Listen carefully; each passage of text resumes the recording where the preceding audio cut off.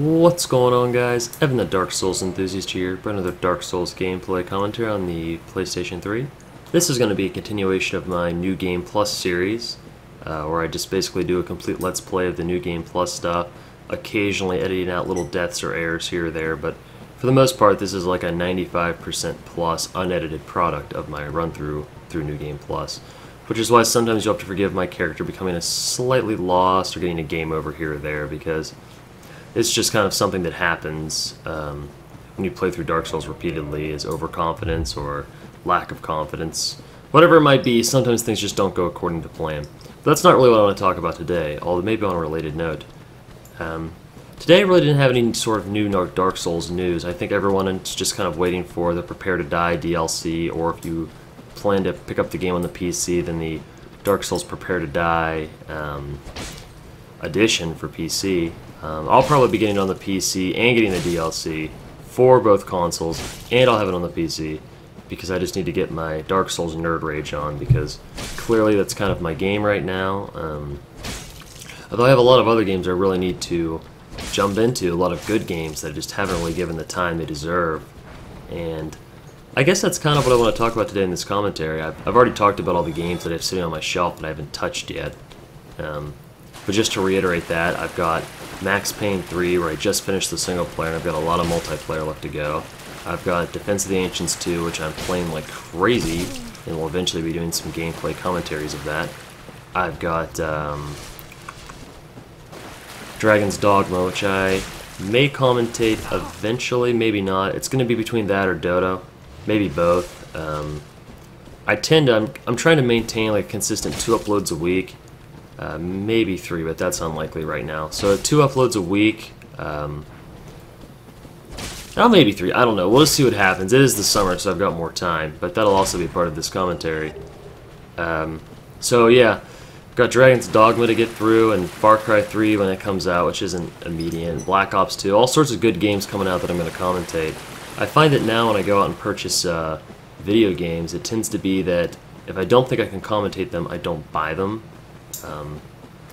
So commentating has definitely warped my my perspective on gaming. Now I'll still buy games that I would probably never commentate from time to time, like non-action RPGs, like turn-based RPGs and stuff like that. But I find that recently when I'm just going to the GameStop or going online, like, I kind of like to pick up a new game. I wonder what I could commentate, because there's only so many hours in the day, and that's really what I want to talk about today in this commentary, is the things you are doing and the things you're not doing. Because there's only so many hours in the day, and we're not all highly motivated to do the things we should do. Some of us are more motivated than others. Some of us have good days and bad days. It's different for every person. That's kind of how I am. I have good days and bad days, where some days I get a lot of work done. I usually work pretty hard at my job. When I get back to my apartment, it's, I have good days where I go out and, take care of all my homework, or I do some resume tweaking, things like that. Personal improvement stuff, like I write some thoughts or do some philosophy, or something nerdy and weird like that.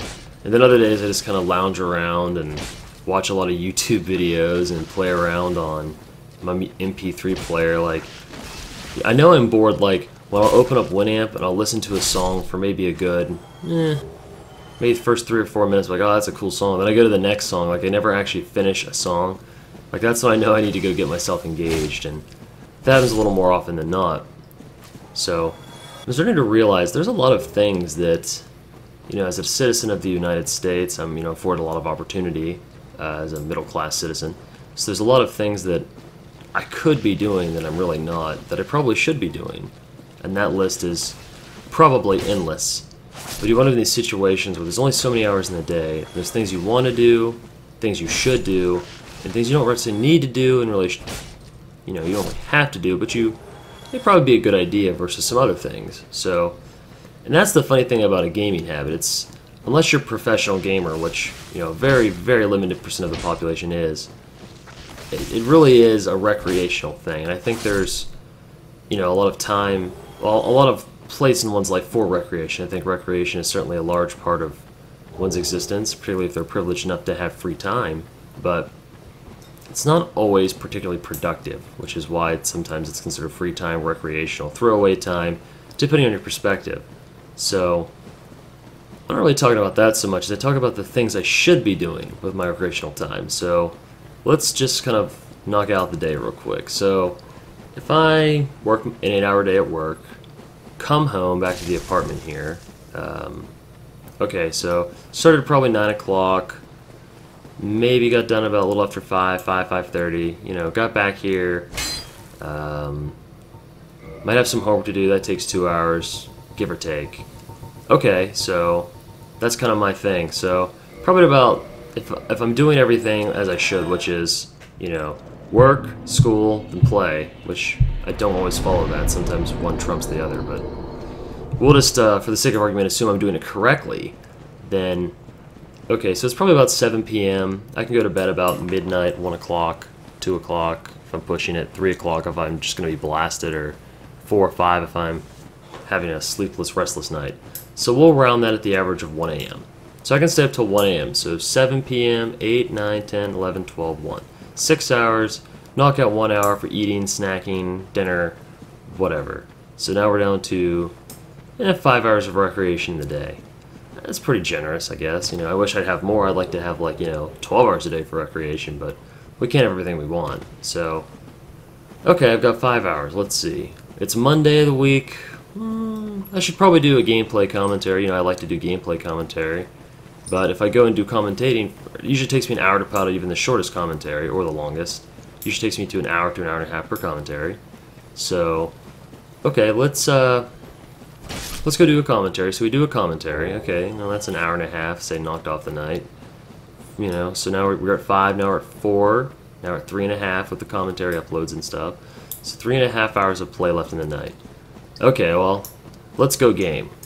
Well, the games I kind of buy aren't like the quick, like, 10-minute match games. Like, I really don't want to play a game unless I'm going to play it for like 2 hours, like, pretty hard. Like, jump on there and play it for 2 hours hard. Okay, so I play 2 hours of video games hard. Alright, so now I've got, give or take an hour, hour and a half before bed, or at least before I'm going to start getting into bed and winding down and maybe watching a little of the YouTube from the bed or a little TV. Or I'm just going to go straight to bed, who knows. Alright, an hour left in the day. Okay, let's play a little more video games for an hour, because, you know, there's only an hour left and there's really nothing particularly I want to do. Okay, and that's not like the average Ego Xeno day, but that has definitely been an Ego Xeno day more than once in his life. Probably many times, you know. Work, gaming, sleep, work, gaming, sleep. Pretty good life, you know, I enjoy it. But on the flip side, it sort of raises the question, you know, what am I doing? Because you start thinking about, like, all the things in your life that you probably should do that you aren't doing. Like, let's say exercise. I used to exercise a lot. I haven't done that in a while. So that's probably something I should get back into. But I only have, you know, 5 to 6 hours of free time a day.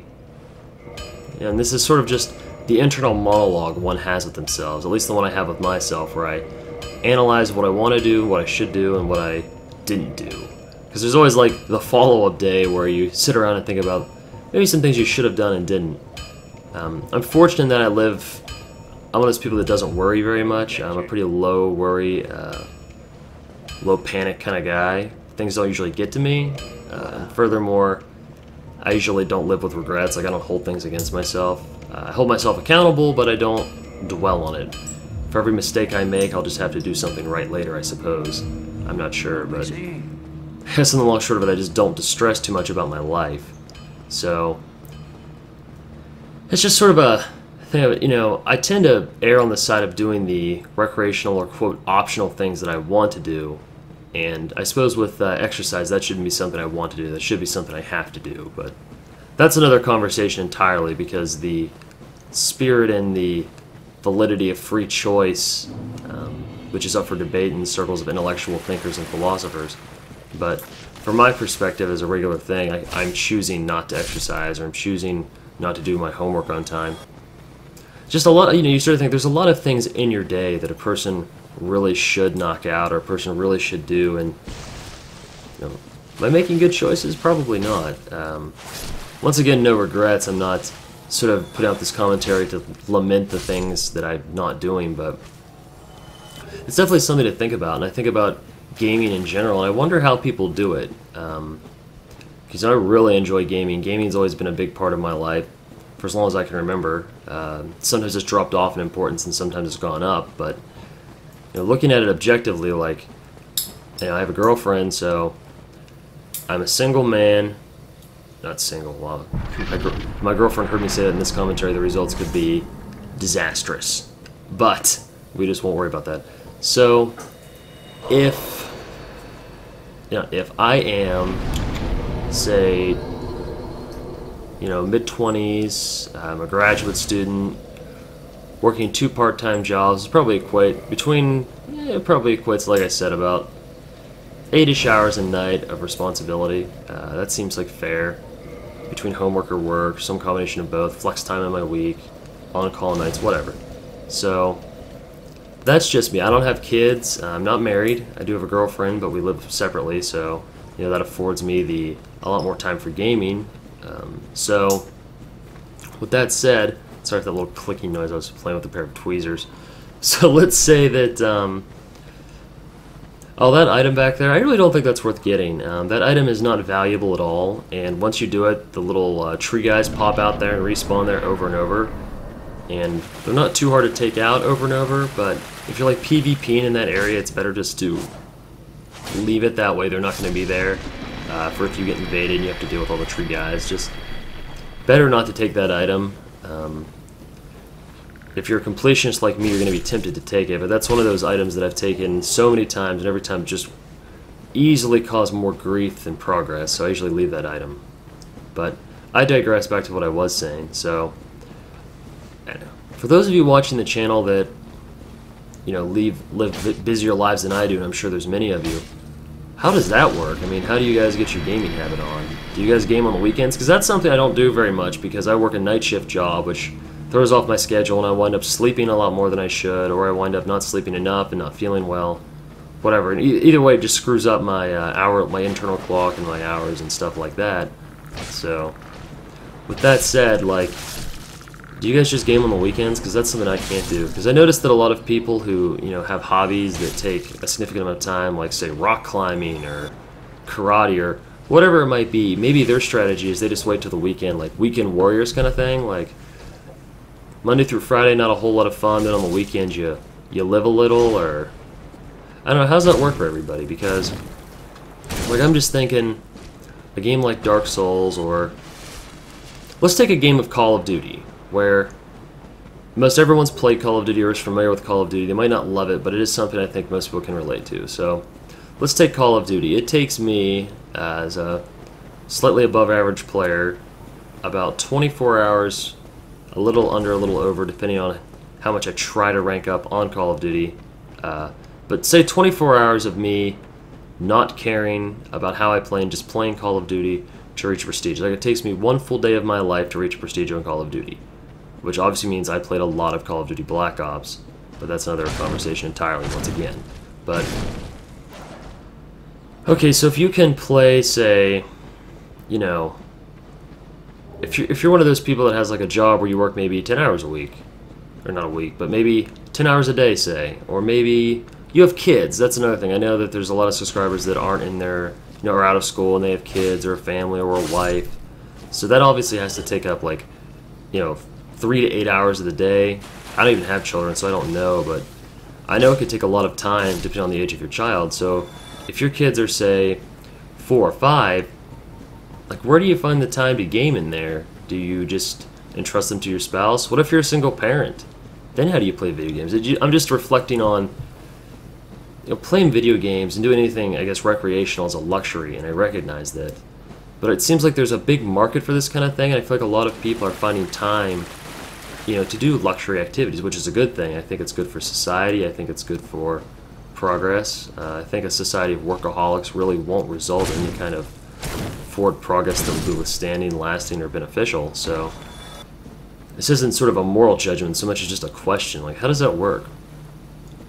Because I know sometimes when school really ramps up, or I'm working like extra hours at work, it can be hard to find time to game. But I always do. I think that if something's a priority for someone, they can always find time to do it somewhere somehow. So once again, if my girlfriend was actually listening to all these commentaries, the results would once again be disastrous. Because then, oh, you can find time to see me more then. Kind of want to play some games, I don't know. It's just one of those things, you know, something I'm thinking about today. You know, this whole train of thought basically sparked from, you know, I got up today and I was like, man, I woke up a little on the late side because I was up way too late because my hours were screwed up from working night shift this weekend. It's the first Monday back, trying to flip back my hours. So I got up at about, you know, noon today. I have Monday off work, so that's not that bad. But it's definitely something, that threw me off, and I was like, well, you know, it's summer, I have extra time, maybe I should go work out, or, you know, run. I used to run a lot. Whatever happened to that? And I'm like, or I could do a gameplay commentary. So basically, because I don't really have time to run after this commentary, and I'm really enjoying this commentary. I'm really enjoying just sort of ranting on about time and priorities and things like that. So I guess I'm just starting to reflect on my own life and how things are getting busier. And I've intentionally tried to choose a career that would allow me a lot of personal time, but I know a lot of people just don't have as much personal time as me, and I really don't think I have that much personal time. I know people that have a lot more personal time than me and a lot less. So it's, you know, it's a continuum. There's always going to be people that have more free time than me, less free time than me, and that is same for probably every viewer on this channel. There's always going to be someone that has more time than you and less time than you to do things. So there's really not a whole lot of sense in doing these long comparative discussions, so much as just reflecting on how do we prioritize things and how do we find time to do the things we want to do, and how do we balance that with the things we don't want to do. It's basic time management skills, which I guess is what I'm talking about. And I developed my time management skills. I get things taken care of, and you know, I'd say most people do. It's just, I guess on a deeper level, I'm reflecting on what are the optional things I didn't do. Like, what if instead of doing this gameplay commentary, I went and played a match of Defense of the Ancients? That'd have been fun. I enjoyed the commentary, so I guess that's like a no-score draw. What if I'd worked out? That might have been good for my heart, good for my body, you know, live a little longer. That's probably a good idea. Meh.